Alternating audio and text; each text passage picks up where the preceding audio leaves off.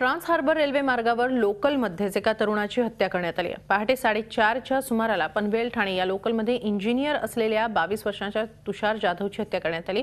घणसोली स्टेशनवर ही धक्कादायक घटना घडली। तुषार जाधव रत्नागिरीहून रात्री कोकण कन्या एक्सप्रेसने सहकारी विद्यार्थ्यांचं घरी परतत होता। पनवेल स्टेशनला उतरून पुढे ऐरोलीला जाण्यासाठी तो निघाला। तुषारने ऐरोलीला जाणारी पनवेल ठाणे पहिली लोकलही पकडली। लोकलच्या महिला डब्याजवळच्या लगेजच्या डब्यात बसून तो प्रवास करत होता। त्यावेळी महिला डब्यामधल्या पोलिसाला अचानक ओरडण्याचा आवाज आला, तेव्हा पोलिसांनी जाऊन पाहिलं असता धारदार शस्त्राने गळा चिरलेल्या अवस्थेत तुषार रक्ताच्या थारोळ्यात पडलेला दिसला।